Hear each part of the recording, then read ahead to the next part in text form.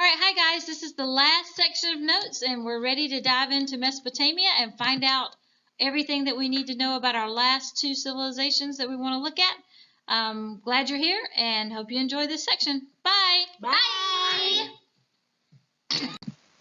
Alright guys, so it's important to remember when we talk about civilizations that we are dealing with very long periods of time.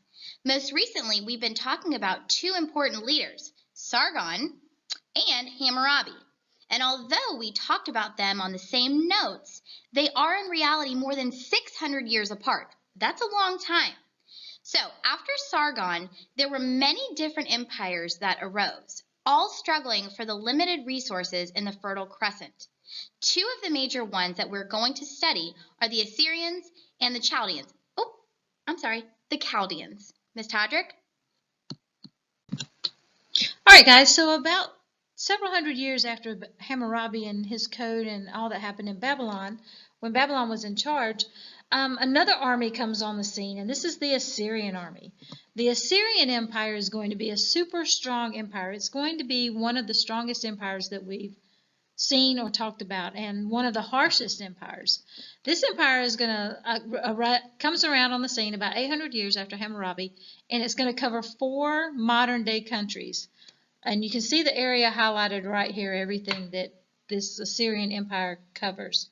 This is a large and very powerful army.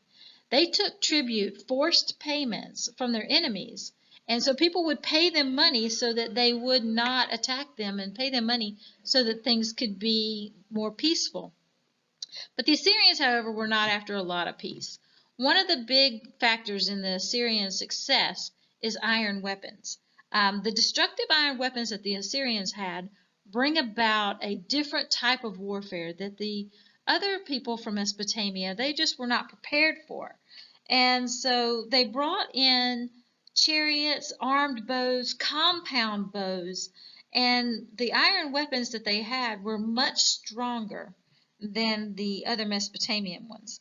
So the Assyrian army, they were experts at capturing all the cities that were there. They relocated their capital in Nineveh, which is on the Tigris River up near the north. It's right up in that area, the Tigris River. And then they divided all of the city-states, all of the other areas where people lived, into provinces, political districts. And then they built a lot of roads that would connect these districts to have trade flow freely, in order to have payments and taxes that were paid in forms of tribute to go back and forth to Nineveh. They were much more strict than any of Hammurabi's codes ever. They are going to worship many gods. They're going to be polytheistic, and they are going to have a lot of people who follow them and obey them because they're so afraid that they're going to get in trouble if they do anything. The punishments were much harsher than anything that we've read in Hammurabi's code, and so they were deathly afraid that if they disobeyed anything that the Assyrian army that the Assyrian Empire wanted, that would be the punishment for that would be very, very harsh. But one of the things that we need to talk about with the Assyrian Empire, most people do think of them as being extremely harsh, but they also had something that was one of the first libraries in the ancient world. And this is something that I think is really neat. They had garnered or gathered all the information from all the corners of the world that they knew about, and they had put writings all together in one place, a library, just like we think about. I would love to know what was in that library.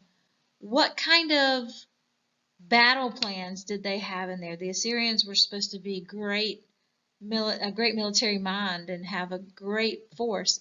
I would love to know what kind of stories they wrote and what kind of legends they had. And also I would love to know how they built some of these buildings and how they had all kinds of gold and pottery and just the methods which they did those things. And they did write these things down so that people could see them and they could have a record of those. But the library gets destroyed, and not here anymore. Another library is going to develop later over in Alexandria, over here in Egypt. Not a very good era there, but well, that wasn't really good either. But right in that area, right there on the Nile Delta, there's going to be another library that eventually will burn there. So the Assyrian Empire, as large as it is, eventually became too big to rule. Too many people were there, and they had to. They just got too big. They couldn't rule the outer provinces, and people began to rebel, and then little parts of it would break off, and little parts would break off, and little parts. So eventually, the Assyrian Empire falls to the Chaldeans that Miss Todrick's going to talk to you about. So guys, I know this slide was a little bit longer, but I appreciate you listening to me, and I will see you in class. Bye. Okay, guys, it's time for the hot question. How did the Assyrians rule their empire? Think about how they gained power, how they took control. If you need to, you can refer back, pause this and rewind and go back and look at the previous section, and it will help you make some inferences and conclusions. So although the Assyrians were in power for a really long time, they were very unpopular because of their harsh rule, as Miss Hodges talked about.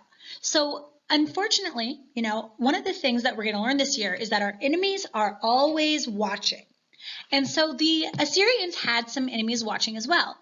And these were the Chaldeans. And I know it's a CH, but it is pronounced with that K, hard K sound, not a CH sound. Wait, what? I thought it was the Chaldeans. Miss Liz likes messing with me. Anyways, they took power right around circa 650 BC after a bunch of rebellions against the Assyrians. Now, the leader of this rebellion was Nebuchadnezzar. That's just a fun word to say, Nebuchadnezzar. Now, his son Nebuchadnezzar ruled with him. Now, if your family has a background of knowing Bible stories and such, and that's part of your faith background, that name might sound familiar as the king of Babylon. And that capital, that city of Babylon, was the capital of the Chaldean Empire. Sometimes we call the Chaldeans the New Babylonians or Neo-Babylonians. Kind of like Neolithic was the New Stone Age. And that's because they made Babylon a great city and really rebuilt it. Now, Nebuchadnezzar rebuilt Babylon. Babylon had been a Sumerian city way back in the time of Hammurabi, and he rebuilt it after all of the wars that had passed in the hundreds of years since Hammurabi, making it the richest city in the world. He built grand palaces and ziggurats and beautiful gardens with complex irrigation systems. And that's what we see over here. This is a beautiful garden that's one of the wonders of the world called the Hanging Gardens of Babylon. Now, the major trade route between the Persian Gulf and the Mediterranean, and remember the Persian Gulf is that on the southern tip of Mesopotamia, and the Mediterranean is on that northern tip, passed right through Babylon. And traders came to the city in trading caravans. That's just groups of traders who travel together to sell their wares because there's safety in numbers. We also saw the Chaldeans, or the New Babylonians, make Babylon a center of learning.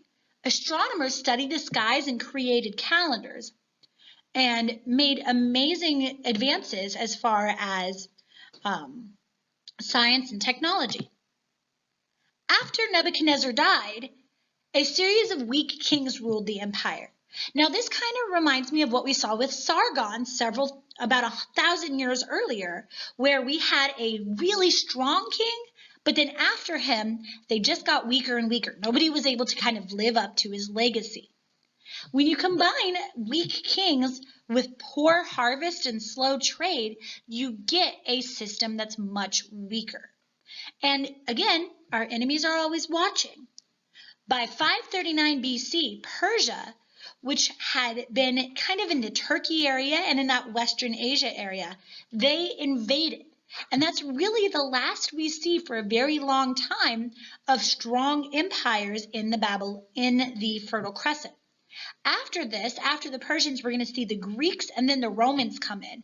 And we'll talk more about the effect they had on this area when we get to those civilizations. But for now, we're kind of done with the biggest and the strongest civilizations in the Fertile Crescent. Now, this is our last video of this unit, and we're going to move on to Egypt next. But we're going to kind of come back to Mesopotamia and see how some of these groups, for example, the Assyrians, interacted with Egypt. There's going to be a lot of similarities as well as differences. Remember, ladies and gentlemen, we have our summative coming up on this Friday. If you have any questions or concerns, please don't hesitate to ask us. You guys have been working so hard, and we're so proud of you. We'll see you soon.